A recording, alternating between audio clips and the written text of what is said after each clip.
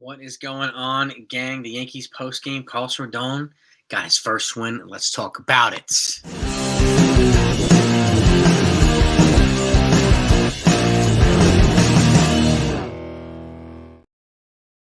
out to everybody in the chat. Sorry, I'm a little late here. I was just on Jim Riley's channel, Ball Cap Sports, and we were talking about AL East, Yankees, baseball, the trades that have been made. If you those even haven't heard over the last couple hours, shout out to everybody here. By the way, if you haven't heard, Shohei Ohtani has been officially taken off the trade market, so that's going to be an interesting one. And the Angels are going to they're going to try and make a run here. And Dodgers and Guardians just made a trade. The Guardians traded infielder Ahmed Rosario to the Dodgers in exchange for Thor. He's coming to Cleveland. Noah Syndergaard. So that happened a little while ago as well. But shout out to everybody in here. Get them likes up if you don't mind. Especially if you're happy to see Carlos Rodon be the Bulldog Carlos Rodon, which we saw tonight. He beat the Mets. So he needed that win. The Yankees needed that win. We needed that win. So, again, appreciate you all coming on. Love doing this stuff with you. And Jim will probably hop on here in a little bit too. So you can do join us in the post game. So if you guys haven't seen Ball Cap Sports, check out his channel. Please do. It's one of the best YouTube baseball channels out there. And what do we got here? Jonathan's in the house. Brandon Moore's in the house. Who else is here? Sean Browning. Peanuts here. Yeah. My Council Yeti. So I hope you got my my email response. I'll get you the location as soon as I get it. So Pellegrino's here. Sean Browning. Who else we got in the place here? Brandon Moore. Dev is here. Hayden's here. Mike. Wink the Man is here. David Herrera. Appreciate you all coming on. Kevin Hunt. NFV's here. It's a party now. Hey, come on, cat. My cat's trying to jump on my lap here. Yankees split the series. Yeah, I'm happy to hear that. I'm happy to see it. But now the real test is here. You got the Orioles. You got the Rays. You got the freaking Astros. And for those of you who haven't heard, the news is, and the rumor is that Aaron Judge is going to be activated on Friday. Be reactivated on Friday. So get out of here. And for the Orioles series. And he's already said he's not going to be 100%. So this is a premature move. I just hope it doesn't backfire. I've said this before. I'm worried about this. I hope he doesn't come back too soon and he winds up getting another setback. But regardless of the fact, whether he comes back or not, the Yankees still need 2 bats. 2 contact bats, no matter what. With him or without him. So, I don't know if you agree with me, but let me know if you do. Even if you don't, let me know if you don't. So, but yeah, Rodon was a Bulldog tonight, and it made me really, really happy to see. He was pumped up. He was effective. And, Cat, come on. Cat's here. Keep jumping up here. He did fire up the team. He fired up the fans. That's exactly what we needed, right? Lapari's in the house. Yankee Mike is here too. Hayden. Yes. Sunil, there he is. I don't know. He's not. I wouldn't say he's fully back, but it was good to see that. He's not fully back now. We need, the ace type of Rodon. The Bulldog type of Rodon I liked, but ace type Rodon is still not yet back. So I'm with you there, Sunil. But coming around, his first win. This is a good win for him. A good sight for this to see here. We'll take that. James Beal's in the house too. Yeah, make a trade to compliment Judge's turn on Friday. Yeah, they're off tomorrow, right? I think they're off. And then, Friday's Orioles time. So, it's Friday, Saturday, and I think they're off again on Monday, if I'm not mistaken. I know the ball game is over, Anthony. I was just on another live stream on another channel as a guest. So, Billy Branch, the Yoda, the wise ones here. It's a hell of a lot better when the Yankees win, right? Smack that like button, those thumbs up if you're happy that the Yankees have won. Happy to see what we saw from Rodon today. Like, this is good stuff. This is good stuff. And I will take that any day of the week. Any day of the week. I don't think Ohtani would. So this is what I think about this, Jonathan. So they've taken him off the market. But for what reason, we don't know. Like, we were hearing that they want to go for a run. Okay, but they're going to still have to add a piece to that because Trout's not back yet either. He had surgery on his hammy bone. So this is what Andrew Benintendi missed 2 months when he was at the Yankees on. So, and he didn't even get surgery, Benintendi. Trout did. So they're going to have to add. Or is this a tactic or a ploy to get a desperate team to overpay? Because whoever acquires Otani is going to overpay anyway, right? And I think that's an obvious thing. So with that said, they're trying to get somebody to even take it to the next level. Because you're probably going to get, I don't know, 6 to 8 players for Otani, good ones. So it's interesting. I'm going to be wait this out, and I was talking to Jim about this too. I'll wait until the very last minute, and if he's not traded by the deadline, then we know he's not going to be traded. So, and if he does get moved, it's probably going to be one of those last minute things, like the Soto was, and a couple of these other players. So, Bobby, what's up? His Wank is in the building too. Yeah, Pettit will be. I think Pettit will be good for the Yankees. Good advisor. And I think he's going to be a good contributor here, which is good. So, yeah, I put out a short on Otani. I also put out a short on Judge, where his potentially premature return is going to dictate whether it's going to dictate the Yankees' entire trade deadline. So, and they still need to add at least one bat with Judge. I would still add 2 if I'm them, but 1 at least. Who do I think? It's probably going to be Cody Bellinger, but I think they need to go further than that, honestly. And if I'm with you there too, it makes you wonder if the Angels try to re-sign in the offseason. I'm with you there. I think they're going to try, but I do think the Dodgers would be aggressive. They did trade him. They traded for Med Rosario a little while. They moved Noah Syndergaard to Cleveland. I also think I had him predicted to get Nolan Arenado, so I could see that. I mean, could you imagine if they get Arenado in a trade and they sign freaking Otani? That's crazy. But I also said this too. If they don't sign Otani and Otani goes elsewhere, does it open up a possibility for the Yankees to move Stanton in? Maybe. Because that was the other team in the running with the Yankees. Would they have to eat contract? Yes, no doubt about it. But he's a West Coast boy, and I could see that. Stanton and Arenado will be a good thing too. And with that, I've got Jim Riley, Ballcap Sports, and there he is. Yay! Long time no see. Yeah, man, good to see you again. Yeah. Jim, what do you takes here? I mean, we got a lot of fans that are excited. I just mentioned the Dodgers Guardians trade. We're just talking about Otani. There's a lot of stuff going on. Oh, man. What does your chat room think about the Dodgers and Guardians trade? Because, again, we talked about it on the podcast, Barreled Up Podcast, for those of you that have not checked it out yet, wherever you get your podcasts. Jason is going to be there. We got a 40-minute conversation that is on the podcast. Here's what I don't know is, will we see a more, what's the word I'm looking for? This trade is just fascinating on so many fronts because it's a pitcher that nobody has any respect for, and it's a bat that is just completely seems to be washed. So I don't know really where to even go. What does your chat room think about this trade? Yeah, give us some feedback, folks. Let us know what you think. Jim and I were talking about this. I think it's probably going to have a bigger impact in Cleveland than it would. Does it put them back in the infielder market? And we were talking about Jonathan the Reds, even Gleyber Torres, some other folks as well. So that I think I could see Cleveland making a more bold, complimentary move than the Dodgers making a complimentary move. And I've already predicted Nolan Arenado if he gets traded to the Dodgers, or if he gets traded to the Dodgers. So dominoes. This is maybe this opens up some dominoes. Yeah, it's like we're seeing. I mean, it's a change of scenery move here from Mark Watson. I think a lot of folks think that's. He thinks it's a unique trade. I think yeah. I mean, I didn't expect Noah Syndergaard to go to Cleveland, but again, Cleveland had, Shane Bieber went down. Right, he's hurt. We don't know how long he's going to be out for. So at the very least, they wanted to add a pitcher.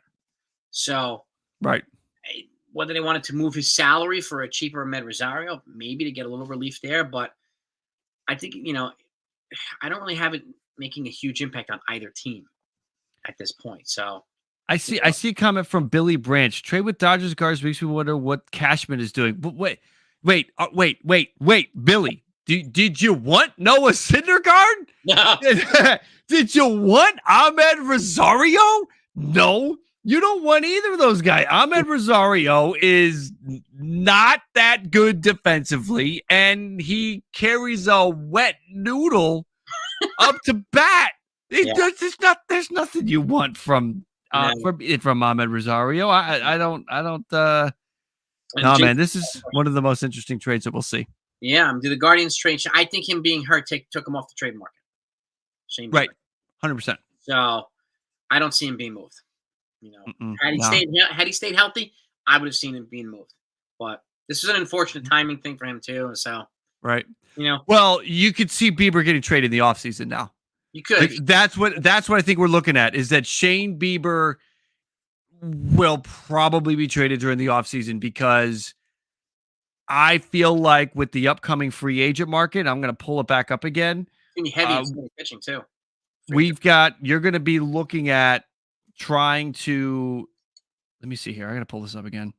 2024, it's stacked with starting pitching. Yeah. This year, starting pitching, let me see. I'm going to read the names. I'm going to read the names in my mind, and when I see the first good one, I'll say the name. Lucas Giolito.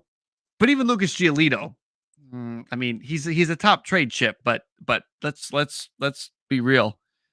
Sonny Gray, okay. Greinke, Hangney has an opt-out. Hendricks, no. Kyle Hendricks. Rich Hill, Clayton Kershaw is either going to go back to the Dodgers or he's going to retire, so he won't really be on the market. Yeah. I don't want anything to do with signing Lance Lynn to a contract. Now, trading him and seeing if he can, rally for a postseason situation. I get that. But other than that, I don't want to sign Lance Lynn to anything. Kenta Maeda, no. Tyler Mahle, he's hurt. Sean Manaea, no. Marquez, hurt. Wade Miley, no. I mean, Jordan Montgomery may be the best. You have Aaron Nola. So it's Nola. It's Montgomery. Julio Urias from the Dodgers as well. Urias, but I mean, he's struggling. I mean, this is not the year to struggle if you're Julio Urias, and he's doing it. Yeah. Eduardo Rodriguez has the opt-out. I guess what I'm saying is, so there's 5 or 6 guys that you're really going to want. And where does Shane Bieber fall in with some of those guys? Would you have Shane Bieber? I'll ask you, Jason. Let's go rapid fire. Just say Bieber or the name that I give you. We'll play a little name game. Bieber or Eduardo Rodriguez? Bieber. And it's okay. It's okay if you say Erod. You got Bieber? Yeah. Bieber or Giolito? Bieber or Jordan Montgomery? Montgomery. Bieber or Aaron Nola? Nola. Bieber or Julio Urias? Bieber. That's an interesting one. With the Urias struggles, it's an interesting one. So you're looking at Bieber might be, if he's available via trade, maybe the 3rd or 4th best pitching option that you could go and get. I don't think Milwaukee trades Burns.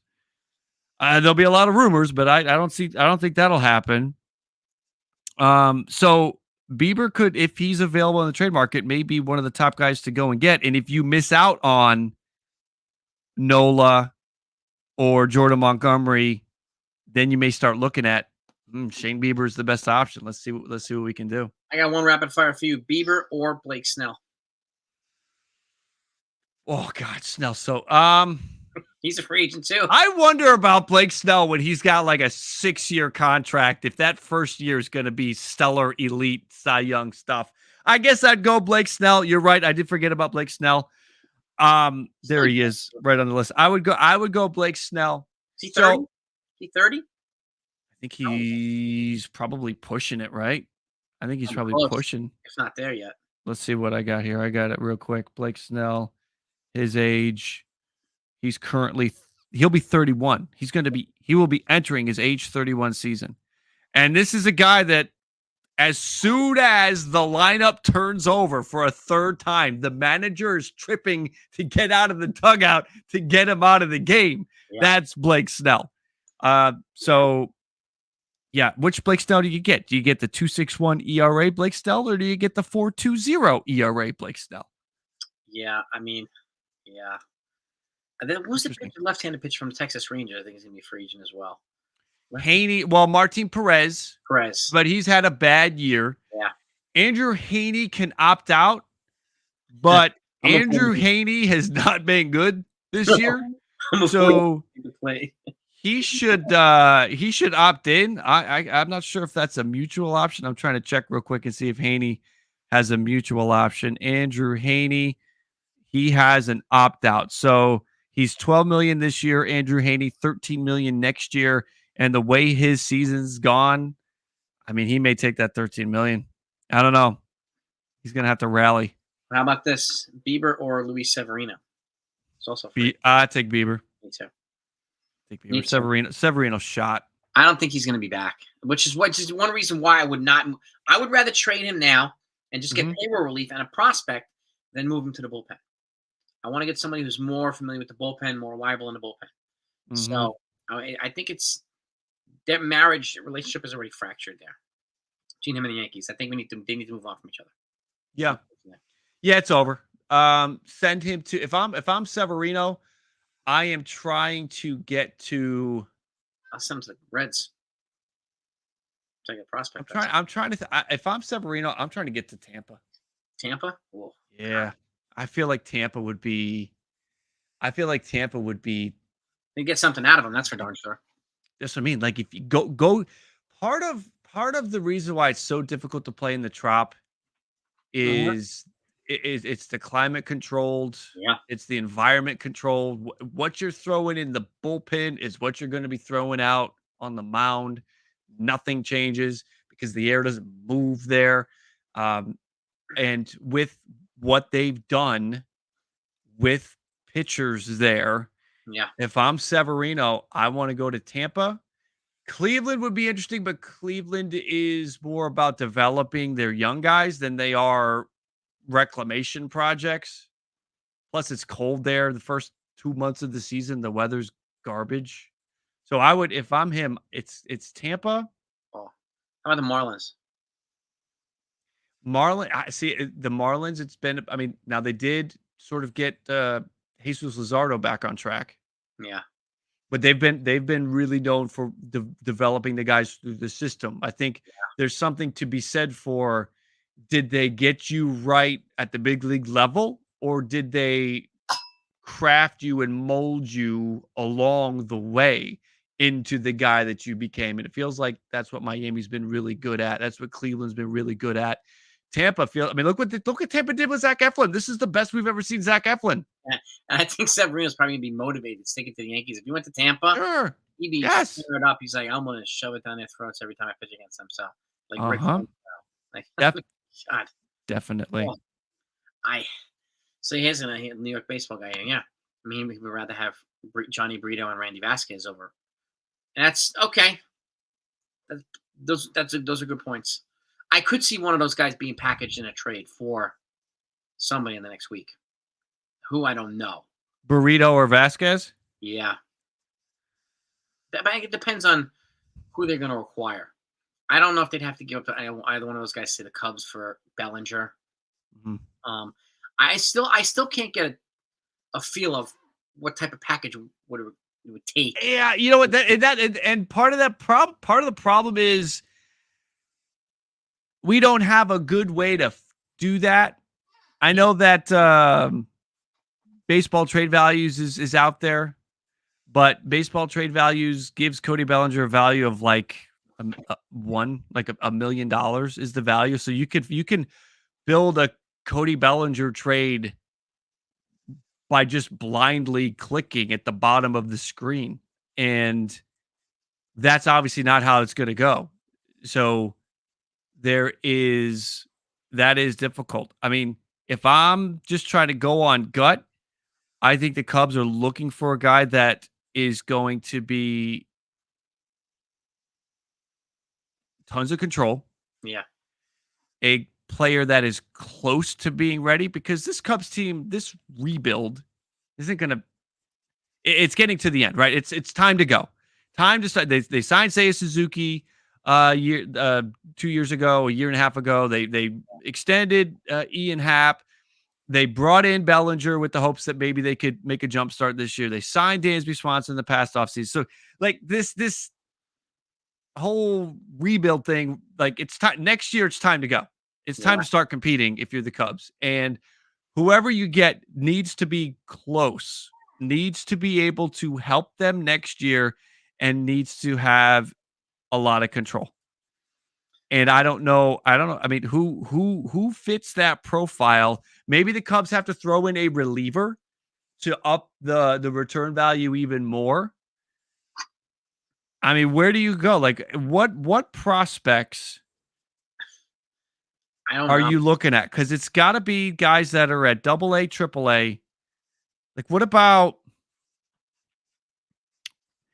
what happened to Luis Heel? Can you tell me what happened to Luis Heel? Does anybody know what happened to Luis Heel? He's coming back from Tommy John. Okay. So he's due back in the next month or so. So He could be interesting. He could be a very interesting. If you're the Cubs, a ton of control there, very little service time under his belt, and he maybe looked at as like a project kind of guy. You know, Luis Heel for Cody Bellinger, almost straight up. Cubs fans may be uncomfortable with that, but I don't know. I feel like that kind of plays because I don't think you're going to get a top 10 prospect from the Yankees for Bellinger. no, not the way the Yankees top 10 is now. Mm-mm. No, I mean that's actually a pretty fair. I think that's a pretty damn fair trade right there. We sell for Bellinger straight up. You know, I really don't want them to give 2 or 3 prospects for Bellinger. Mm-mm. I that's actually a pretty good trade. I mean, the only other way that it could again change is if the Cubs add in a reliever, somebody like Mark Leiter Jr. is probably the only one I can think of. right. I was gonna say you got Mark Leiter Jr. You're also probably going to see Julian Merriweather get traded. Oh, that's true. That is So true. you could also see Michael Fulmer get traded. Fulmer too. So I think those are probably the 3. You know who you need to get, and he's got nowhere to play with the Cubs. But the problem is he'd have nowhere to play with the Yankees. But his bat to ball skills are elite. And it's Nick Madrigal. Oh yeah. He's got a hamstring right now, but man, like if you had Madrigal, I don't even know how you would make that work with the Yankees. But man, just the fact that the guy's going to go up there, he's going to see a bunch of pitches, he's going to foul a ton of pitches off. Like he's the guy who can get on base in front of Judge. And I mean, we need that. We need contact and on base percentage. I need to put Judge in RBI spots. Give him an opportunity to drive in runs rather than just solo shots all the time. is Glaber going to play first base? Is that his future with this team? Honestly, I don't think so. I think I could see Glaber getting traded depending on the piece, but I just don't know if they're going to extend him after next year to a 9-figure deal because that's what he's probably going to cost. So I think because you guys don't have a first base. You guys don't have anybody coming to play first base. When when Rizzo's time is done, and Rizzo's time should be done as soon as his contract is done next year. Yeah. There's no like is Glaber. Austin Wells, their number 2 prospect, is a catcher who projects as a future first baseman. But I don't know how much weight they're going to put into that. You know what I mean? Right. There's that Japanese player, was Murakami, the Japanese Babe Ruth, or whatever you call him. Everybody's talking about him. He's 23 years old. He's 58 home runs a year, but that's a little bit. You got to find out. You got to find out if his favorite player was Hideki Matsui. You got to go find out like what kind of connections does he maybe have to Yankee history. So true. So I mean, Austin Wells, I could see if they want to in the pipeline. All right. That I don't know. I don't know, man. To me, it'd be tough to trade Gleyber Torres, but I think we can get really good value for him. Your outfield someday soon is going to be Spencer Jones, Jason Dominguez, and Aaron Judge, and that's going to be awesome. Yeah, that's going to be amazing. So is Everson Pereira expendable? I think so. For the right piece, though. Like if they're going to get a good player, then I would move Everson Pereira. If you're Everson Pereira or Jason Dominguez, depending on the player that would be coming back to this team. Right. So, but it has to be because then you have all these other outfielders too. So, and they even have some under the radar prospects here. We have catching prospects who can actually hit now better than the major league catchers that we have. So whether it be with especially Austin Wells. So there's a couple of guys that can really hit from the catcher position. You got Tyler Hardman who's like tearing a cover off the ball. He actually, I think he's a first base prospect. If I'm not mistaken, he might be the first base prospect of the future. Tyler Hardman. Okay. So, but we don't know what in the world the Yankees are going to do trade wise. And here's a question too, like, if I'm a Yankee fan, Cashman needs to get to work. 100%, I agree. I believe this day off tomorrow will be big. He has an opportunity to make a move.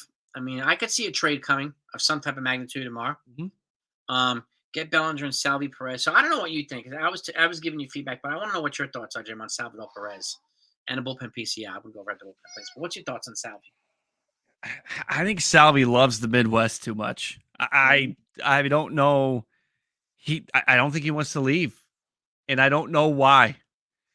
There's nothing good going on in Kansas City. Kansas City had their wave of prospects make it, and they still suck. Yeah, Think about it. Yeah, to put it in a Yankee perspective, over the next year and a half, everybody, we just talked about the top prospects. We talked about Jason Dominguez, Austin Wells, Spencer Jones, Everson Pereira, Drew Thorpe, Will Warren. They will all debut, and your team will still be terrible. In fact, they will be terrible. That's basically what's happened in Kansas City, yeah, where Bubich and Singer and Kowar and Witt and Melendez and Lopez, all of their top prospects made it up, and they're still a terrible team. yeah. Like, that's what Kansas City's gone through. And Sal Perez is just like, yeah, sure, okay, that sounds fine with me. I'll stay here. I really like Kansas City barbecue, so I don't want to leave. I'm going to stay right here in the heart of it. I don't know why. I mean, it's a great fit. I mean, he would mash there. I could see him excelling, like being a great fit with that rotation. I think it'd be great. But for some reason, he's a Kansas City guy. He wants to stay in Kansas City. I give them that. They have great barbecue, but that's, what the hell else can I say? Like, I did. Witt smells like Otani to me. He's gonna have 5 or 6 years of shit years with the team, Mm-hmm. and his talent could be used elsewhere, right? Mm-hmm. Mm-hmm. Like, and he's an exciting. Exactly. He's such an exciting player. But Mm-hmm. I'm gonna do. Like, see that ball when they say. I think the Astros get lighter. I mean, Jack Leiter, Marcus Stroman, and Erod in a 3-team deal. That's a lot of pitching for the Astros. Balling with AC, I think we need to temper those expectations. We need to bring it down a little bit. If that is the expectation at this deadline, you're going to be disappointed. If that's not going to happen. That's a heavy load for the Astros to be bringing in. That's 3 separate trades. You got Texas, the Cubs, and the Tigers. That's a lot of capital to give up there. Now he's got a Red Sox he's in a Red Sox jersey here, so I can't quite figure out what's happening. But the Astros, the Astros might get one of those players, Stroman or Erod, I think, are perfect fits there. But it'll just be one. The way the market's going to play out, I don't think anybody gets 2 of the pitchers. I don't think you see anybody walk away with Erod and Montgomery or Giolito and Stroman or Lorenzen and Giolito. I think you'll see one. I think you'll see a team come away with one because the asking price is going to be high for just one of them. Oh God, yeah. Yeah. Yeah, I don't know about Leiter. I mean, they've already lost Kumar for the year for Tommy John. I don't know if Texas is going to move on from Leiter, having lost DeGrom already. I think they're going to want to keep and add maybe add a pitcher. So I could see the Rangers adding a pitcher here, especially if they're going to continue to try to win the West. They need to. Yeah. They need to, because we talked about Haney. Haney hasn't been good. Martin Perez has not been good. Nate Eovaldi had a start skipped, so something's brewing there. He's scheduled to start against the Padres on Sunday. You've got some concern there. And if this team wants to win the World Series, if they were happy just making a postseason run, then what they've got is fine. But they want to win the World Series, so they've got to continue to be aggressive. And they do have young talent that they can try to, part with here. Yeah, they do. But do they want to? Yeah, they do. Like James saying, he thinks Dominguez and Peraza will be gone if they go big on a trade. I don't think there's anybody out there to go and trade for Jason Dominguez. If you could have gotten Juan Soto. if you could have gotten the 3 playoff runs with Juan Soto, I would have said, okay, Jason Dominguez can be in that trade. Yeah. But not well, they're not going to trade Soto. Yeah. If they were, you'd have to think long and hard about it. But I cannot see a player that's available at this deadline that you would want to part with Jason Dominguez for. Yeah, unless it's something we're not hearing, that we'll hear on deadline day. Think about what's happened too in baseball just this season, and we started to see it last season too. I think with some of the call ups, like Ellie De La Cruz revitalized the city. Yeah. Like the city's a fun city. I want to go to Cincinnati now. So you've seen what that can do if you are the Yankees and you have a guy of that caliber like Jason Dominguez. You can't trade him. You can't trade him because of what it could mean. The excitement that he brings, the excitement that Ellie De La Cruz brought to Cincinnati, the excitement that Sal Frelick is currently bringing to the Milwaukee Brewers right now. Yeah. You that on top, like you used to call up a prospect and you'd bury him at the number 8 or 9 spot in the lineup, and maybe he'd hit like 150 for the first week or two, and he'd build his way up, and eventually he'd be a good contributor to the team. And if he was really good, he'd, be a rookie of the year, but he wouldn't take the league by storm. We're now at a take the league by storm phase with some of these players. And if you got one of those, you got to keep them. Jason Dominguez, you got to keep him.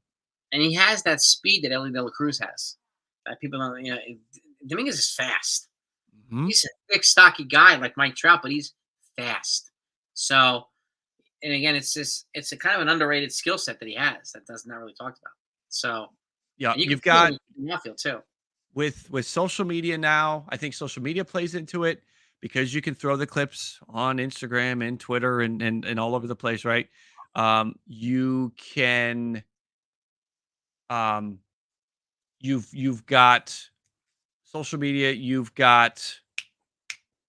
The hell was I just thinking? I lost my train of thought there. There's a whole new element in engagement. I mean, these players, you see what they're interacting with you on social media. Like there's so much happening right now when players come up that makes it even more exciting. We know more about these guys. We've seen them more. Yeah. You have to, if you've got one of those guys, you've got to keep them. In the Yankees, I think the Yankees have, I don't know if Everson Pereira has that hype, but I feel like, again, Dominguez and Jones. I feel like Dominguez and Jones are your two guys that are exciting. Yeah. If you have both of them in there with Judge, like you said, that's going to be a ridiculous outfield. It really will be. Like, so it would be really hard to say no. Like, Dave Portnoy here saying he would use Dominguez in a trade for Arenado. I would not, but I would give them Andres Chaparro, who's our power hitting third baseman. Yeah. Give them a third baseman to replace their third baseman, but I worry about Arenado. He's 32. He's the best right now. But I would go for like Ryan McMahon from the Rockies if I wanted to get somebody who's half the price for 4 controllable years. No, the Arenado thing, now's not the time to trade for Nolan Arenado. Because you're trading for what have been 2 really great seasons, and you're not going to be getting that down the road. Maybe you'll get one more good season like this, but you're trading for the decline. Yeah, and that's why, like McMahon, he's got 4 years left. He's 28. By the time his contract is up, he'll then be Arenado's age. Yeah. So I'll take those 4 years at a fraction of the price. Now, I do think the Cardinals should trade Arenado. Like I'm on that bandwagon. I talked myself into that. The Cardinals this season have a top 5, top 10 offense, depending on, what stat you look at. If you're looking at slugging or you're looking at runs or you're looking at what you go and look at enough offensive stats, you'll find the Cardinals near the top, in the top 5, in the top 10, in all of baseball. I'm not even talking about NL, all of baseball. And they stink. Yeah. So what do they need? They don't need Nolan Arenado. They need pitching. So if you can turn Nolan Arenado into a couple of pitching prospects, pitching pieces to get it right, then Jordan Walker came up as a third baseman. Just move Jordan Walker to third base. I understand the defense. You need defense as well, and Nolan gives you great defense. But even with Nolan Arenado over there, the pitching is bad. So I would do it. I would actually do it. I would go to the Dodgers and say, you can have Nolan Arenado. I want Bobby Miller, and I want move on down the list. Grab, somebody in that 15 to 25 range pitching prospect. I need pitching right now. I need somebody who's ready right now, like Miller, and I need somebody who's ready next year. So if I was the Cardinals, I would do it. I would 100% do it because, again, having the bats did nothing for you this year. You needed the pitching. The pitching was bottom 5. The hitting was top 5, and look where it got them. Yeah, and the Dodgers have the pitching that these guys need. They do. So, and you got you have the big name that they want. So it just matches up. The stars align here for a good trade. And again, yeah. Could you imagine if you put Arenado and they somehow get Ohtani next year? That right there is a deadly pair. Arenado for the Yankees or for the Dodgers? For anybody. Oh yeah, for the Dodgers. Holy, what you have those two Freeman, plus Mookie and Freddie and all of the young guys that they're bringing along. Murderous. Yeah, it's murderous. That's what the Dodgers need to be thinking about. They don't need to be distracted with this stupid Ahmed Rosario garbage. They need to be focused on the meat. It's true. So true. Yeah, Jonathan, I'm with you too. I don't see a trade between the Yankees and the Mets. Like the Yankees had an opportunity when the Mets said they'd be willing to take on Donaldson's contract in exchange for bullpen help. The Yankees had the opportunity to give them a reliever, and the Mets would have eaten Josh Donaldson's contract. They didn't want to give up Ian Hamilton, which I get because he's got 5 years of control. I get it, but maybe if I were them, I would have offered them Wandy Peralta and Ron Marinaccio, like a couple of other guys, see if you could facilitate something. But Donaldson's gone now, so and the Yankees can eat the money. He'll be gone next year, so that part's over. But I mean, Tommy Pham has been talked about, but I don't know if he's what the Yankees need. The outfield. From the Yankees, I'm just going to Bellinger. Yeah, or you said like Grichuk even. For a temporary, for a short-term thing. It's not going to fire up the fan base. And I'm sure there's a few people that, threw up in their mouth just a second ago when I said Grichuk, but like you're putting a Band-Aid on it right now. I mean, because there doesn't feel like unless you get Bellinger, there doesn't feel to be like a surefire answer here. Yeah, that's why if I'm going Grichuk, I'm going Grichuk and Diaz. Yeah, Colorado. Well, Colorado, whether it's Diaz or whether it is somebody out of that bullpen. Yeah, Bard. I mean, they've got guys there. Yep. But you can get 2 players there. If you could get Grichuk and Justin Lawrence, that would be a good day. Yeah, that's nice. That's a good trade. And Grichuk's smoking the ball right now too. Yeah, and he kills lefties. Yep. Grichuk is hitting .313 with a .370 on base and a near .500 slug. I mean, I think our best hitter hits .260. So that's a massive upgrade. Massive. Yeah. So I'll take it. You gotta do it. I don't really, he's a defensive red flag in left field, but we have an elite center fielder right now, Harrison Bader, who can help in that regard. It means I would be playing close to the line. Yeah. So you can play those balls, and anything else that's hitting the gap, you have him and Harrison Bader chasing after at the same time. So that's the way I would play him, close to the line. Let the ball be hit to your left. And to me, was he $3 million? Bellinger's 17. So right, you're going to prioritize cost. Yeah, is the better fit. We just don't know what the hell they're going to do. The Harrison Bader situation. You guys got to resign him. Yes. Like he's my favorite. He's one of my favorite Yankees right now, period. And he shows that he wants to be here. So yes. I want guys that want to be here. And he's one of them. And he's got that. He brings swag. He brings attitude. He brings energy to the team. We need more of those guys. You need Bader because you may seriously get to a point, how much longer is Stanton there? Because I'm thinking like you guys need to keep Aaron Judge healthy. You could not have Aaron Judge running into walls and hurting his foot again. Yeah. You need Yeah. when Stanton gone. He's got 3 more years with a 4th-year option, which is a mutual option. So, Well, this is showing. This may be wrong, but this is showing it's a club option in 2028. it is. It is a club But option. that's brutal. I mean, I've said this before. Like, if he could stay healthy, then it puts him on a more realistic path to 500 home runs. Yeah. And if he was close, I would pick up the option because, and then the next 3 years, Marlins are paying $10 million a year of his contract. Mm-hmm. So the Yankees are getting him even on a cheaper. Right. So, but again, the question is, can the guy stay healthy? Right. I would love for him to get 500 home runs. I would love for Judge to get 500 home runs too. Right. But I don't know. So I worry about Stanton. And again, he's a mutant from the upper body, but he's got chicken legs below the belt. Like it's unfortunate, but keeps getting hurt in the lower body. So you got to figure something out there. Yeah. So I guess the trouble with Bader is if you think the future of your team is like we talked about Judge, Jones, and Dominguez, there's nowhere for Bader to play. And that's because when you sign Bader, you're signing Bader to a 4 or 5 year deal. And that timeline doesn't work with what you got coming. Now, Jones may not be able to hit a major league curveball and you'll miss Bader if you let him go. But that's why the front office guys get paid to make those decisions because they're the ones that have to make that call. He's also gigantic too. So could they transition to first base? Maybe. That's true. He's just almost a spitting image of Judge's size, like 6'8", 250. Right. He's a mutant.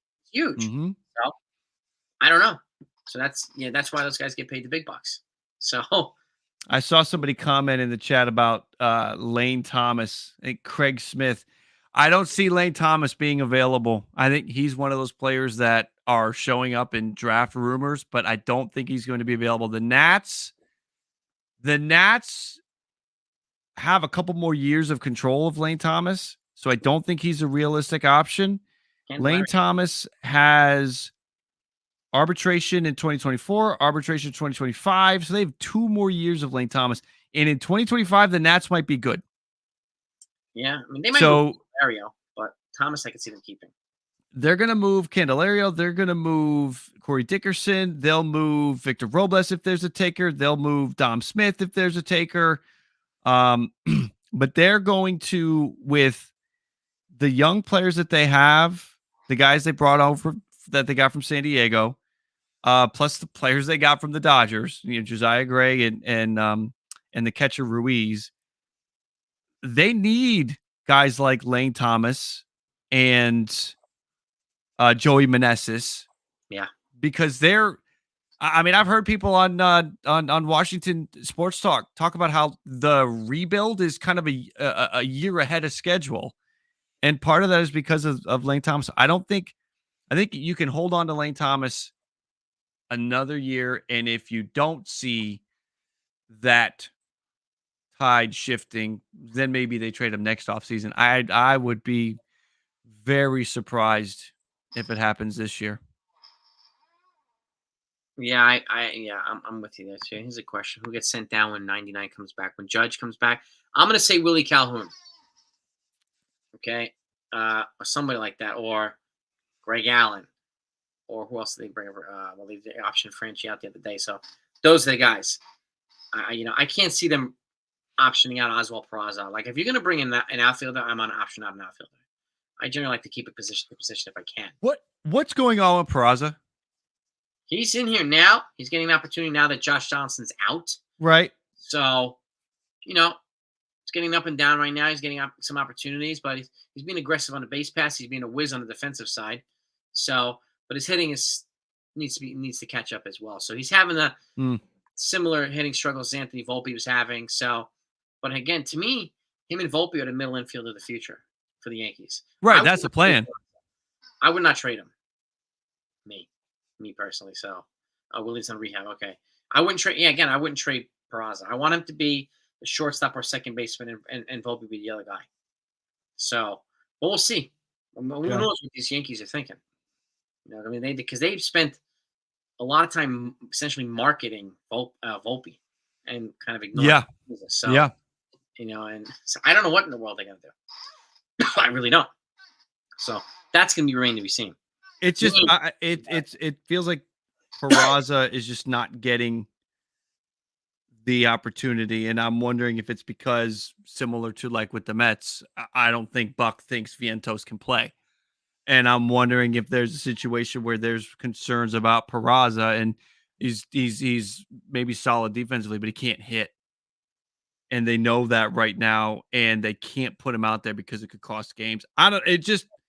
He's not getting, what do we got? 61 plate appearances. He spent a ton of time in the minors. Yeah. I mean, if he could play in the outfield, I guess they would maybe try to put him out there, but I don't know. He's aggressive on a base pad. Like he had a small cup of coffee last year towards the end of the year. right. Decent. You Yeah. know, so he could hit and kind of hang Yeah. in the playoffs, but you know, and like to me, if I'm gonna give him a shot, I'm gonna give him a shot like they gave Volpe. Volpe got he's getting the whole year. Exactly. That's what I mean. Like Mhm. just deal with the growing pains. But Yeah. I guess it's tough if you're dealing with two guys going through growing pains. Plus, you're throwing Billy McKinney, Jake Bowers, and the others out there. Yeah, and that's a tough situation when your veterans aren't hitting either. Yeah. So it's Yeah. just a Yeah. plethora of terribleness for the Yankees right now, and Mm. we need the opposite. You know, and Mhm. again, like this, I remember Paul Mill said this. When guys are hot, you know, they want just a few guys hot at once, so that there's only a few guys that's struggling at once. Like when the Yankees are hot, like everybody's hot, but then like Mhm. everybody's cold at the same time. So it's such a fluctuation between Yeah. teams and this team. It's so L- different. Let So me different. throw this out to you. Do you think when Judge comes back, it's got to be Greg Allen, right? He's got Probably. I'm on Fangraphs right now, and if it's Greg Allen, you're DFAing Greg Allen. He has no more options left. But they've called Oswald Peraza up and sent him back down so many times. Peraza only has one option remaining. So I wonder if you just part with Greg Allen. That would be my guess. That's probably the way they go, and hope he passes through and winds up back down there in AAA, or maybe somebody gets hurt and they can maybe Greg Allen sprains something on his way to the bus. It's true. It's possible. Oh man. Uh-huh. Yeah. I mean, I don't know why. It's you know who do they move on from? So I think you're right. Greg Allen's probably the most logical choice. Mhm. I want to keep Peraza anybody that I possibly can. So I Yeah. don't want to keep optioning. It's just they do way too much of that optioning out, optioning this, and before you know it, these guys have one option left, and it's like, damn it, what are we gonna do now? So Here's the what I can't remember what I was listening to. Somebody's coming back. Who's coming back and they've got a decision to make with the rotation? Who am I thinking of? Nestor Cortez, Nestor's coming back.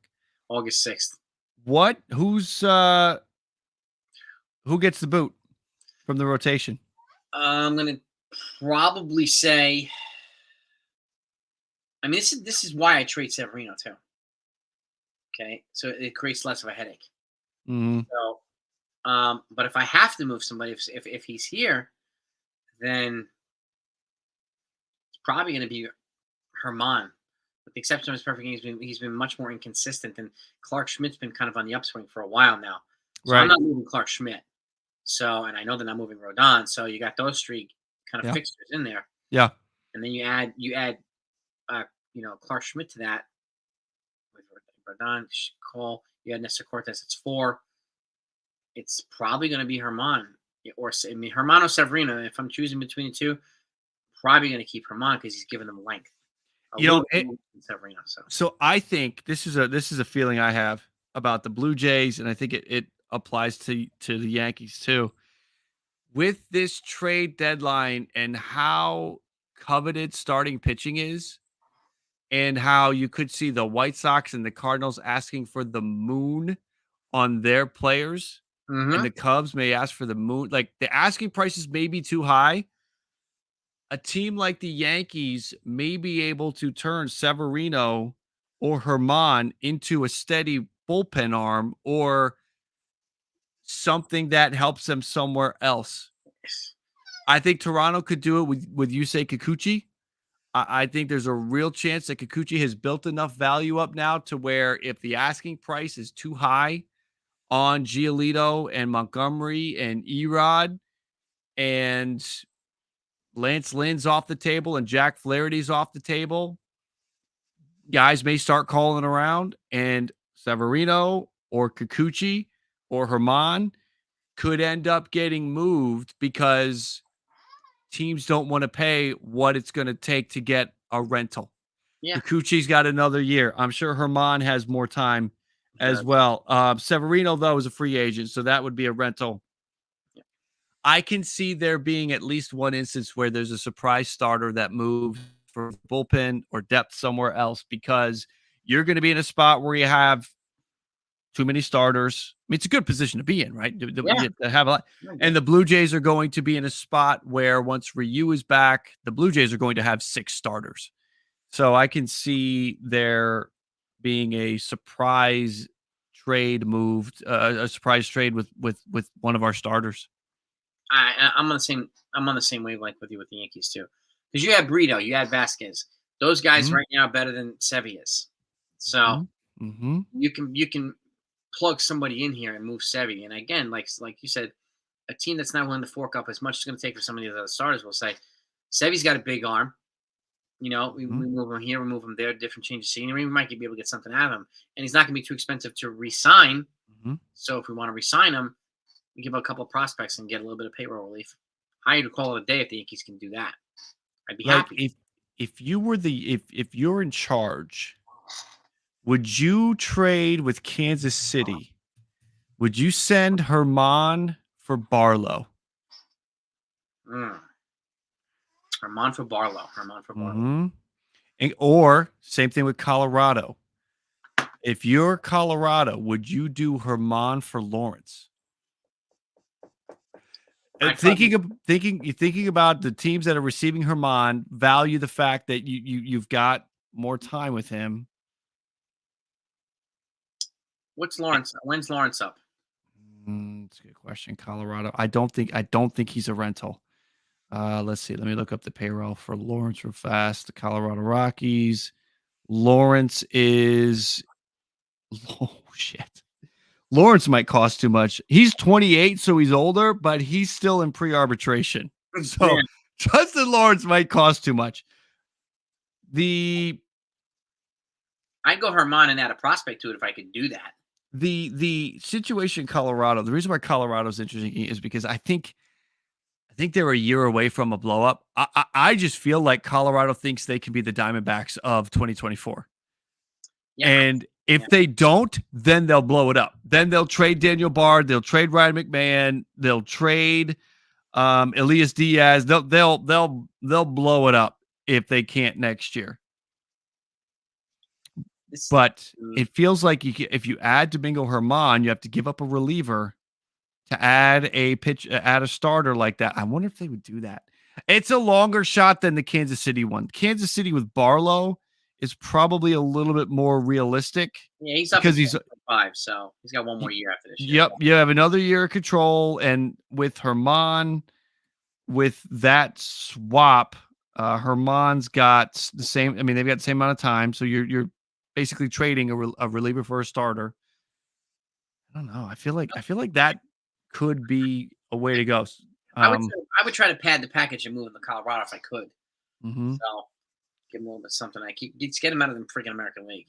Right. I don't want anybody coming back at to bite us. So even though I don't really see Kansas City being formidable anytime soon, but that said, I would still try to move him to Colorado because that's what I'm talking about. Like guys getting with years of control is not only they have great value, but Yankees need more of these guys. Right. Okay. And Yankees need more of them. We've got Efros. These Tommy John. He's not a free agent until 2028. We've got some of these other guys, but we need some healthy guys too. Which is why I was talking about like Jason Foley from the Tigers and some of these other guys. Years of control. This to me you could probably get a couple of these guys and not have to forfeit the whole entire farm for it and still be in good shape. Mhm. Other stuffs like Foley, a couple of these other folks, you know, those guys I would look at. Like, I mean, Brandon Dunham is going to cost a freaking haul from the Cardinals. So, Right. Yeah, Donovan's not getting moved. yeah. It's everybody. It's the players that are at the end of their Yeah, if you want Carlson to like do contracts. Carlson enough, I don't know. Like, I wouldn't. If I'm a Yankee fan, I don't want Dylan Carlson. no, neither do I. I'd rather just get Grichuk right now. I would. Right. Exactly. The Dylan Carlson experience isn't working. I don't know what is not. I don't. I mean, something needs to change, and maybe it's a change of scenery. But he just got there. I think he debuted in 2020 or 2021. Like he just got there. You can't talk about a change of scenery for Dylan Carlson when he just showed up. I don't know. Maybe it just does. It's not clicking, but he seems like damaged goods right now. Yeah, I would. I don't see it. You know, I'm not sure if he's gone on a hot streak here in the last couple of days, but it has not clicked. Yeah, I would avoid. Like, I mean, he's still coming off the bench. Yeah, I mean, the Yankees need a reliable starting left fielder. So, Dylan Carlson's not the guy. Yeah, it's just I don't see the point. Yeah, it's not good enough. Yeah, I agree, Dave Portnoy. Yeah, he's absolutely right. But he could get traded. Carlson could be traded. Yeah, he could be. He could be traded for a pitcher of. He could be traded for a pitcher that has similar control, and is maybe in a similar situation with their current team. Yep. You know, like I could see the Cardinals getting somebody like Logan Gilbert from the Mariners, and giving him another. There's a rumor about Gilbert, but I would be shocked if Seattle moves Logan Gilbert. Logan Gilbert's the guy there. I mean, I know they have Luis Castillo, but Logan Gilbert is like the future. He's the guy. Like, yeah, he's so important to that team. Mm-hmm. Who we got here? We got now. They've got a lot of pitchers. Kirby, Miller, Gilbert, Castillo. So they've got a lot to deal with. I think if Seattle deals any pitchers, I think they're dealing from the relief from their prospects. I don't think they will deal. Because think about this. Think about too, like, this is what Seattle is in such a perplexing situation right now, where their shortstop's J.P. Crawford, that's set. Julio and Teoscar Hernandez, and eventually Jared Kelenic will be back, and that's set. Because what I'm trying to build is, what would they trade the pitcher for? Yeah, you would be looking for a bat, and you would be looking for years of control. So the outfield is set. They like J.P. Crawford, and J.P. Crawford's got a 368 on base, plays a decent shortstop. Eugenio Suarez is at third. That's an area they could go. The catcher's Cal Raleigh. That's not going to change anytime soon. They need a second baseman, so this is a potential, right? Jonathan India destination. Yep. There's a potential Jonathan India destination. But again, I think if they're trading for Jonathan India, I still think that they're dipping into their prospects. I don't think they're trading. I mean, it would be a blockbuster to see George Kirby in India, but that would be, I'm here for it. I'm rooting for that trade. I would love George Kirby for Jonathan India. That would be great content. That would be a great pop-up live stream if that deal happened. Oh God, yeah. I don't think they're gonna move Munoz. So, I mean, but if you want an India, that's the type of player they're gonna want. And Andres Munoz, right? But the Reds already have their super closer. So, let's see. Richard correcting me on the Teoscar thing, the outfield being set. Teoscar is a free agent at the end of the season. That is correct. So they could go for a player that either, is the DH, right field, or right field DH, however you kind of want to line it up with position A, position B. So you could do that. That is true. But I don't know Yeah. what's really out there that is attainable. And I did see this too, word life reports where that Seattle were in on Torres. To what extent, I don't know. I know folks want like they're not going to get Andres Munoz. That's an off-season deal. That's an off-season trade if that ever happens. Yeah, I would agree with that. And again, you could get trade value for Torres, which is why I would move him now and not wait until the offseason. But Yep. Kendall Graveman is another guy that the Sox can move. They got a lot of relievers they can move. Like I would love to get Garrett Crochet, but he's going to be a building block there. Like they're going to build around him, and Right? Robert, and a few other pieces. Yeah, And you got to look at the White Sox players that are going to be free agents that they don't have any control over. Yeah, because everybody else they're going to try to be back. I mean, look, all you got to do is be a 500 team and you have a shot.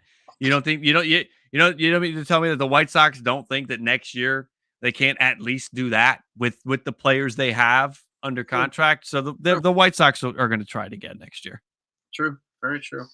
And I'm with you too. With all that said, like I think our most realistic guy is Cody Bellinger, the Yankees. Yes, that is the prized. That's the target. That's the bullseye. Is Cody Bellinger? Yep. Do I think he solves so many? He solves so many question marks for you guys. And in the event they decide to move on from somebody like Harrison Bader, which I hope they don't do, Bellinger can play center field as well. He's an elite defender, so that is a good thing. Yeah, but we're gonna pay a price for him. We're gonna pay a price. So you heard a rumor of Vaughn Grissom to Seattle. I think we're going to hear a lot of Vaughn Grissom rumors. Yeah, I would agree. I think because Alex Anthopoulos probably looks at him as his best trade chip, and I think we're going to hear a lot of Vaughn Grissom. I wouldn't be surprised if Vaughn Grissom's name is thrown around by front office executives ad nauseum here between now and August 1st. I think Vaughn Grissom. Now, I don't think he's going to get. I don't know if he's going to get moved, but I think he will be discussed more than any other prospect, right? I agree. I think he's going to be a big one. I for some reason in the back of my mind, I think Jordan Montgomery's going to get moved too. Be one of the more, and I could see him going to the Braves. Adding another piece to that stable that they have over there. You'd have to get, if you trade Jordan Montgomery, you got to get pitching back. So you'd have to try to win that trade with Alex Anthopoulos, and that's not easy to do. Yeah, I think that I don't know. Yeah, that would be an interesting one, just because with the qualifying offer as a potential for Jordan Montgomery, the Cardinals are probably going to ask for a lot, and Alex Anthopoulos is not going to give up any leverage in a trade. So I don't think for that a Jordan Montgomery to the Braves probably is DOA, because AA is not gonna lose that trade. It's true. It's a good point. That is a good point. I could still see the Braves adding some type of pitcher. Oh yeah. Oh, I don't know. For sure. They could add a freaking Giolito. I don't know. They could add a couple guys. Giolito, maybe move him to the National League, and maybe he'll bring a little something to the Braves. So good. To me, they're the most formidable team in NL right now. So they're pretty dangerous. Now Eric wants us to release Stanton. I mean, I get it, but that's a lot of money to eat. That's a lot of money to eat, Eric. So not until 2020. What's the final guaranteed year on that contract? I think it was 27. When it's like 25 million. Yeah, that's when it happens. Yeah, when it's the final year of the contract. Yeah, and thank the heavens we got the freaking Marlins giving us $10 million a year for the next 3 years. So we're paying them like 15 for the next 3 years. What did I just accidentally click on? Hold on a second. Let's see. Yankees. We got some. Yankees gearing up to demote starting pitcher 6 hours ago on Empire Sports Media. And they have a picture of Domingo Germán. Oh, man. Bellinger has a kid with Stanton's ex-girlfriend. No, he doesn't. Does he really? I don't know. I never heard of this one before. They have a beef together? This is the first I've heard of that. Shit. All right. Whoever said that just got me. I'm Googling it. Yeah, Travis Warnock. Bellinger. He's up here. He has a kid with Stanton Stanton's ex-girlfriend. beef. Oh boy. Okay, New York Post, August 4th, 2020. Giancarlo Stanton's ex linked to Dodgers star Cody Bellinger. Oh jeez. It's come on. I'd like my ad blocker. Stop it, New York Post. Go away. Damn it. Continue without supporting us. Yes, I'm going to do that. That is the option. The 23-year-old model who previously dated Giancarlo Stanton had moved on with LA Dodgers first baseman Cody Bellinger, according to Swipe Sports. I wonder if Swipe Sports is still a thing. In a recent Instagram story, Chase and Bellinger are seen holding hands, with the model also tagging the reigning MVP's handle. Sports Illustrated swimsuit model Carter was first linked to Stanton in 2018 when the pair enjoyed a sun-soaked adventure in the Bahamas. Reportedly met at CC Sabathia's charity softball event. Doesn't look like they have a kid. Swipe is still around. Swipe is still around? Yeah, it looks like there's no kid. It does not appear that there is a kid. But it does look like there is a history with Chase Carter, a model that has dated the two of them. Oh my God. I don't know. I mean they're holy shit. what's the from the league? What is it when you've had sex with the same girl? What did Taco call that? Something bros. I don't remember what it was, but they're that. That's all. They can, as long as there's no kid involved, then whatever. See, Travis is reinforcing this here. He's saying Travis is convinced that there is a kid. She definitely has a kid. Oh boy, Chase Carter. This could be pretty spicy. Chase Carter. Is it a son? Is it a girl? Does Chase Carter have a baby? The stuff that people ask on Google. Oh, they do. Yes. Confirmed. They have a kid. They do. You need it. What is it? Ethan Coleman. You need to make Ethan Coleman a sideline reporter to the channel. Yeah. This is true. November 30th, 2021. Caden Carter Bellinger. See, not only are you getting baseball, you're getting the juice here. You're getting the gossip, okay? This is the stuff. Travis, shout out to you for that. Top notch. That's the inside intel for tonight. There, yeah, Travis Warnock. Yep.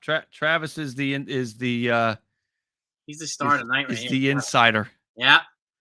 Shout out, Travis. I mean, Jim just confirmed that he found it. Somebody's leftovers. You got to get what the hell is it? Maury Povich? You are not the father? Get Maury on. Maybe Cody could promise to make Giancarlo Stanton the Godfather, and they could all work this thing out. You know, this is true. You can figure this out. Make some peace. Yeah, that's a fair proposal. Could you imagine if that comes out? I want John Heyman to tweet. I want John Heyman to tweet that sources say Yankees and Cody Bellinger is a long shot because of a twisted relationship history between Cody Bellinger and Giancarlo Stanton. I want that tweet so badly. How amazing would that be to like completely just let baseball Twitter and the baseball universe just go down that rabbit hole for 2 or 3 hours? Somehow it finds itself on TMZ. It finds itself on this. Oh my God, this could be huge, guys. Remember this night. This could be huge. Joel, my consigliere, Bellinger's injury prone. He's had some issues. Okay? He's had some injuries, but so's Aaron Judge. Cody Bellinger's not a 10-year deal. Cody Bellinger is a couple of months. Yeah, and he's got an option for next year. So, but he's not going to take it. He's opting out. He's played well enough to make some money. To opt out and lock in a multi-year contract at that. Look at this. We're now getting Jackson Ave here. The baby is 6'5" and looks exactly like Stanton. See that? There you go. So Now we get all this. Let's if you can get the two to reconcile, maybe you can sign the baby, and maybe you have something there. Oh my God! Get him in the get him in the dugout, get him taking batting practice. Oh, try it out. Oh man, you watch both. Yes, we both predicted Arenado to. I mean, it's a fit, Justin. It's a fit. It's a logical fit. Arenado to the Dodgers. Oh, I want it. I want it bad. I did. Well, I did. I have my predictions video, and then I have my want video, and they're two different things. Yeah. Some of my wants and my predictions do line up, but not all of them. I have predicted CJ Cron to end up with Houston, but I want him to go to Philadelphia. I have predicted Stroman to go to Houston, but I want him to go to Arizona. Anyway, but I think the whole Arenado thing to LA, blow it up. I don't want to say blow it up, but do it. Do it because St. Louis, you hit really well this year, but you couldn't pitch. So Nolan Arenado's offense, the fact that he's top 5 in RBI, doesn't mean a damn thing. Now, does that mean if they trade Arenado, they're going to trade Goldschmidt? Or are they going to keep Goldschmidt? I don't think they trade both of them because you still need to load up and hit next year. Yeah. But if you take Arenado off the team, and instead of the number 6 slugging team, you are the number 11 slugging team in all of baseball. And you are able to grab 2 pieces to help your rotation. Because that's what I'm talking about. Like, don't trade Nolan Arenado for nothing. Like, no. You need to trade him for pieces that will help. You go to the Dodgers and say, you want him, you're gonna have to give us something good. We want a guy who we've seen. We want Bobby Miller, and we want something else. And the Dodgers maybe hang up the phone at that point. But the point is the Cardinals need to go get pitching to help them because they're bottom 5 in pitching. They're top 10 in hitting in all of baseball. So the fact that Nolan Arenado is having this great offensive season means nothing. True. You can't trade everybody away. Jordan Walker, you can move to third base. So Walker's your third baseman now. You've got Goldie at first base, so you still keep the pieces together. You got Newt Barr, you got the pieces. Yeah. But I think you could part with Nolan Arenado and get some pitching. That's true. I want to see it. I'm all for chaos. I want to see some chaos at the deadline. I don't want to go through this thing and like Marcus Stroman and Lucas Giolito are the 2 biggest deals. Like I want some chaos. Yeah, me too, man. I want more of this. Noah Syndergaard for Ahmed Rosario activity. I want more of that times like 10. Yeah. The unexpected nature of it. A player that we there had been some Rosario rumors, but there were no Syndergaard rumors. So like a player that has no rumors.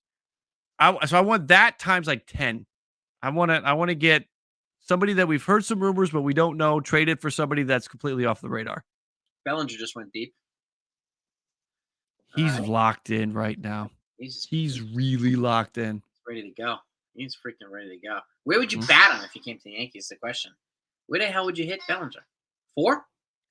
After Judge? I like a righty lefty. I like the righty lefty. Second? Well, where's he hitting right now in the Cubs? Let's see where they've been putting him lately in the lineup. He primarily hits 4th. 4th, okay. For the Cubs. And if you put him at 4th right now, that's where Rizzo hangs out. But Rizzo moves around. Rizzo isn't chained to 4th. You can move Rizzo to 6th and put Stanton 5th. Who's Judge, Bellinger, Stanton, Rizzo? Maybe. No, I think you load it up. You do a righty lefty situation, and then dependent on the matchup. Maybe there's matchups where you want to go lefty lefty. True. But I think that you come into it with a philosophy of going righty lefty. I mean, wouldn't it be interesting how again, sometimes I root for interesting. How interesting would it be to go Bellinger 1, Glaber Bellinger, Glaber, Judge, Rizzo, Stanton. Where you go lefty, righty, righty, lefty, righty. You don't have the lefty, righty thing, but you have your top 5 guys. You have 2 lefties, and you put Bellinger at the top of the lineup. Bellinger can run too, right? He's got a little bit of speed too. I mean, the problem is you guys don't have a true leadoff hitter right now. Which is why I would have loved Brian Reynolds, but they screwed that one up. Right. So couldn't Bader lead off? Why do I feel like Harrison Bader could lead off? Yeah, he's got wheels. He's aggressive too. So I mean, I wouldn't hesitate.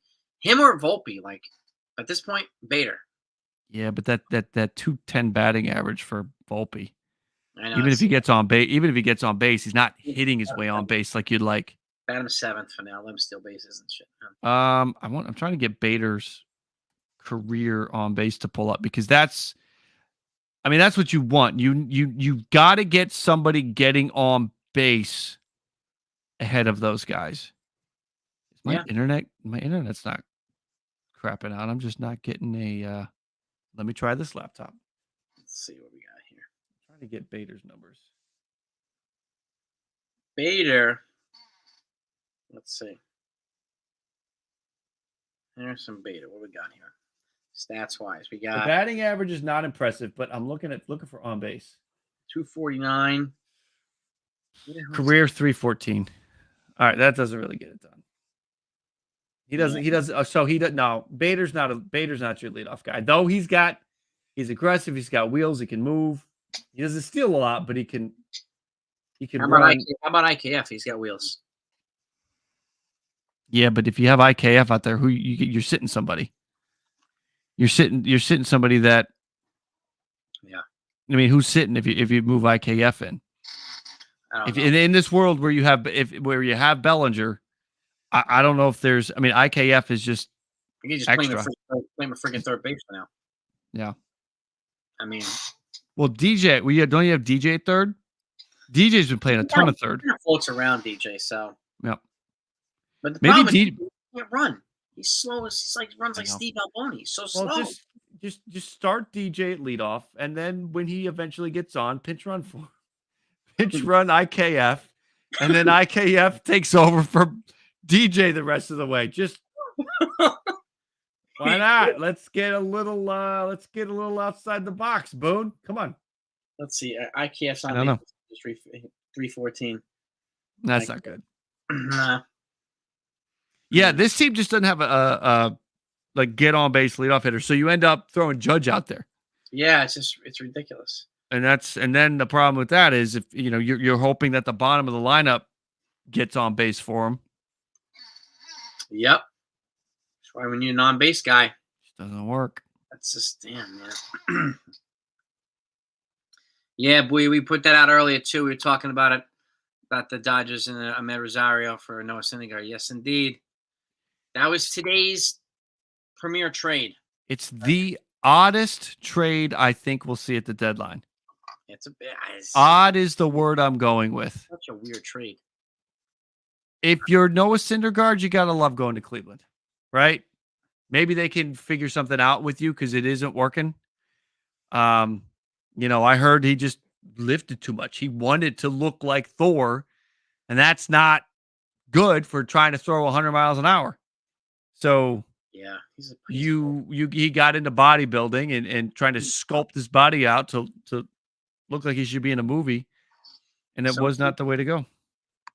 Craig, I'll tell you this. I don't think Corbin Burns is going to get moved, but if he does get moved, that's where I have him going, Arizona. That would if Milwaukee was 10 games under 500, the rumors real rumors would be out there, but they're fighting for the division now. It's true. And Arizona does need pitching, 100%. They need pitching. So they'll be shopping for Stroman and Giolito, and they'll probably shop for some bullpen as well. They're one of the teams. If there was a team that would walk away from this thing with 2, Arizona might be one of those teams because you can maybe go get Lorenzen from Detroit and Flaherty from the Cardinals. Yeah.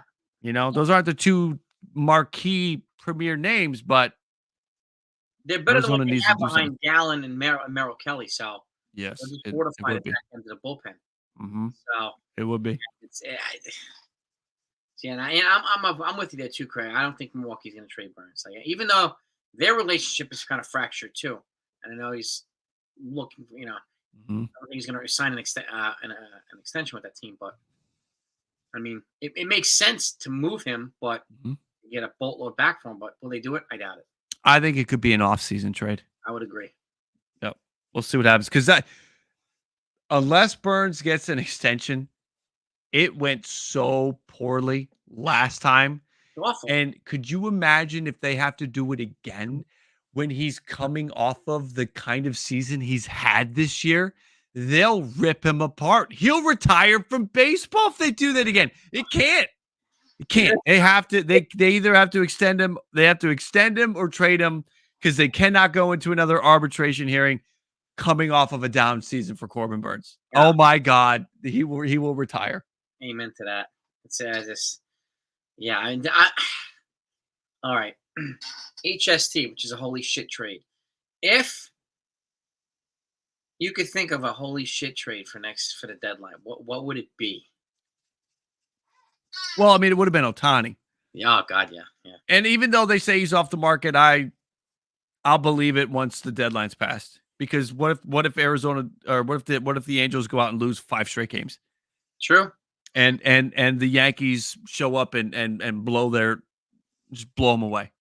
True. For an offer. So they say that now, but things can change. I would say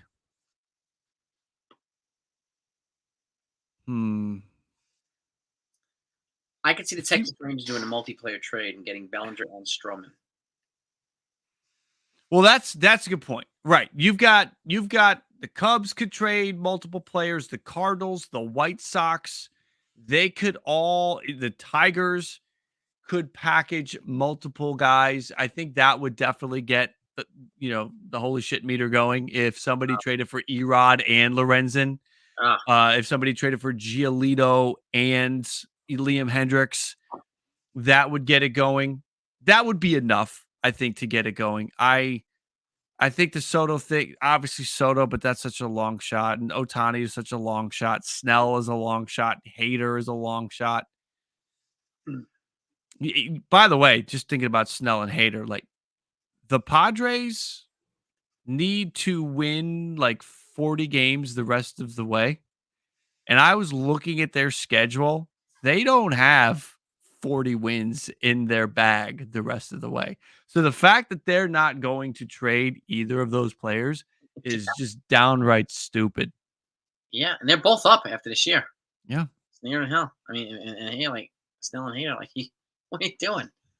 Did you see the report or the I think it was in Passan's news. I've read so many. It was either Passan or Nightingale or Rosenthal, one of them recently put out an article that I think it might have been Ken Rosenthal that was talking to an unnamed front office executive that said that this is such a seller's market. Yeah. That he wishes that his team could commit to selling and take advantage of it. Yeah. So that's why it's like for San Diego to hold on to Hader and Snell is short. It's foolish. It's a bad decision. And that's another reason why I think we were talking about 20 minutes ago. You could see Herman get traded. You could see Kikuchi you could see a off the wall, out of left field. Wait, we weren't talking about him. Guy getting traded like Syndergaard today. Nobody saw Syndergaard getting traded. I sure as hell did not. Mm-mm. Cody just went deep again. Did he hit a second? Did he hit a second home run, Craig? It is 10-7 out there in Chi-Town. So Joel, we've got the one home run from Bellinger. Okay, he's still on fire no matter what. So Joel, he's got a Soto, Snell, and Hader trade. That would probably be the blockbuster. I mean, that would definitely be the blockbuster of the year. If any team could somehow pry all 3 of those guys in the trade. Oh, that'd be the blockbuster of the last 20 years. Yeah. You're gonna be looking at top 6 top 10s. Well, yeah, you say goodbye to Jason Dominguez. Say goodbye to your top 10 prospects. You like realistically, if the Padres were selling, you would be in on all of those guys, but you wouldn't get all those guys. No. I would have the Yankees with a realistic shot to get at least one of those players if they were all available. Not all three of them. Yeah, I could see one. All three would be kind of nuts. I could see the other pair that you're saying here, Giolito and Bummer from the White Sox. I could see that starter. And Bummer's got 3 controllable years left after this year. He's a little older, but that's controllable years for a reliever from the left-handed side. He's got versatility too. And you get your starting pitcher there. I could see that. It's more realistic than the Padres one. I mean, Soto himself is going to cost a boatload of people. So, and again, if I had to choose between, I said this before, if I had to choose between Soto and Ohtani, I'm going Soto because he's got youth as an advantage, and you can throw an opt-out into a long-year deal contract for him. He can opt out at 30 and cash in again, whereas Ohtani could not do that. That's an advantage that I think he has, and he would probably take advantage of. So, he's a guy I would go after. But again, if I had to choose between Soto or Snell and Hader, Snell and Hader would be cheaper as a pair, but it's a starter and a reliever. Yeah. And really, no, I think the Yankees need a starter and a reliever to go with the left fielder. So they need at least 3 positions filled. I'm not as fired up about them needing to upgrade a catcher because I think we're okay there. But I don't think any catching trade would have an impact that a left fielder trade would have. So there's too many holes for the Yankees to fill. But I mean, a trade with a team where we have an opportunity to fill multiple holes, I think is a smart move for the Yankees. Is kind of the road that I hope that they take. I encourage them to take. But we'll see. We'll see. Yeah, it's going to be interesting. Yeah, I do think the Jays get pitching. Yeah. At the very least, a reliever. They have to. After what happened in LA the other night, like I call it the circle of trust. Who's in your circle of trust and how big is your circle? And the Blue Jays bullpen right now, the circle of trust is pretty thin. And that's a problem. Is Romero in it? Yeah. The problem, the trouble is the circle of trust has been garbage the last 2 weeks. The best reliever over the last 2 weeks has been Jay Jackson. And Jay Jackson was the guy on the mound when Aaron Judge hit his home run and everybody thought the Yankees were cheating. But it is because Jay Jackson was tipping his pitches. So he's been the best Blue Jays pitcher over the last 2 weeks. They've got, let's set aside any recent blow-ups. And let's say what these guys are going to be the rest of the way or what they have been for the majority of the season, not what they have been lately. The circle of trust is Jordan Romano, Eric Swanson, Tim Maiza. Trevor Richards has worked his way back into the circle of trust. And as far as I go, I've probably got it done at 4. Okay. Now, there are guys that can work their way in. Genesis Cabrera has a couple of outings now with the Blue Jays, and he has not allowed a run. They threw him out there yesterday, and he's getting Mookie Betts out. He'd been getting roughed up with the Cardinals. He's looking good so far. Jimmy Garcia had gone on a stretch there where he had not allowed a run in weeks worth of outings, but then he started giving up runs again. I don't trust him. And Adam Simber's hurt. Adam Simber was in the circle of trust last year. Trevor Richards being in the circle of trust this year after not being in it last year kind of makes me nervous. So that's the problem, is that group of pitchers, there's not enough of them. I like 5 that I feel good about, that I know when they're going out there, it's 1, 2, 3. I don't have to worry about what's going on. And the Blue Jays really kind of sort of have 4 right now. Kind of. So I think, again, Someone's got to work their way in. Maybe Cabrera can, or they got to add some. Well, they have to add somebody. They need to add somebody else because we need to grow that circle of trust. It's not big enough right now. It's true. Like, think about Baltimore. Baltimore and their bullpen is so good. They've got Bautista, Cano. Not too many people know about Michael Ballman, but Michael Ballman has been pretty good. I would say he's in their circle of trust. So they've got 3 that are really good right now. And then they've got Baker's been good. So there's 4. So they're kind of operating with 4 steady as well. But again, if you want to win the World Series, we see it. We saw it with Houston. We saw it with Atlanta. We've seen it. You got to have 5 guys. Yeah. Because you may need to use all 5 of them one day to get a win. True. You may need to really lean on 3 at a time. So that way you have a couple other guys you can lean on. You don't exhaust it all. I feel like I like to have 5. 5 is better than 4. That's for damn sure. I mean, it really is. Let's look at you guys. Who's in your circle of trust? Who goes out there and we're good? Holmes, right? Holmes, Michael King. Sometimes he's a little shaky. Mm-hmm. Right now, it's Ian Hamilton. Wandy, but he's kind of falling off. I mean, he might be falling out of it a little bit, but I think he's gassed. I think he's gassed. What about Canely? Canely's another one. Your bullpen's in decent shape right now. Yeah, I mean, we're missing quite a few guys, but I do think adding a good, trusted, worthy reliever would be a good idea for this team. No doubt. Yeah. Mainly because I don't want them to fall apart at the wrong time. Like last year, the Yankees had their worst stretch during August. Mm-hmm. This year, we had it like late in July. Mm-hmm. So it's a month earlier. But right. That said, I do think adding a starter and a reliever would be a good idea for the Yankees. Right. Really, as well as left field. So those 3 positions, I'd be happy if they made an upgrade at each one. Yeah. I mean, it's just they need to. I think whether Judge comes back healthy or not, they need to upgrade those positions. So.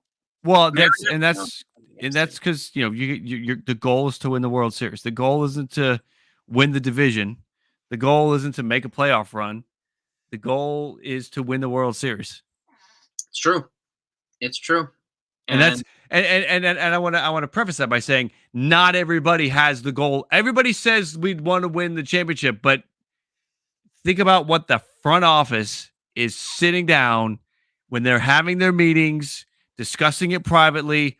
What's the goal this year? Not everybody has the World Series circled. It's so true. Some teams, well, we just need to make the playoffs. We need to win the division. We need to get a round or 2 into the postseason. We need to advance a couple rounds into the postseason. That's what I would argue is Toronto's goal. Realistically, is get a couple rounds into the postseason. The World Series would be great, but we're not operating as if it's World Series or bust. We're operating as if let's try to get a couple rounds into the playoffs and then we're good. They'll tell you the goal is to win the World Series, like they should. But what do you think the ownership and the front office, they're really talking about when they're talking about what the goals are this year? Yeah, they want to win the World Series. But it's not World Series or bust. If they don't win the World Series, it's okay. The Reds are in a situation where if they don't win the World Series, it's okay. The Diamondbacks, it's okay. The Red Sox, it's okay.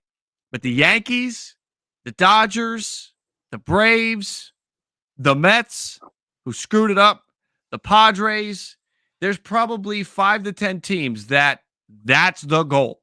If you don't win the World Series, this was a disaster of a season. Yep. So true. It's so freaking true. And it's just, and again, that's the way they put their money where their mouth is. And again, the Mets are a prime example too of you can invest all the money you want in the world, which they did, and it still may not pan out the way you want it to. So, and again, it's a learning experience, and I'm sure he's going to make adjustments at the end of the season. So, but I mean, I applaud him for going for it. So, and again, Small snippets too. Justin Verlander is a hell of a lot better right now than he was a month ago. He's getting better. So is Mhm. Max Scherzer. Mhm. So they could be rounding in the form at the last minute too. We just don't know. Yeah. So if they make it into the playoffs, they have guys who are proven in the postseason here already. Yeah. So I'm not sleeping on them, the Mets, just yet. It's like I'm not sleeping on the Orioles or anybody else. I think it's foolish to sleep on teams. You don't know what the hell they're going to give you in the playoffs. They could turn into absolute fire and just destroy everybody. Yeah. So, True.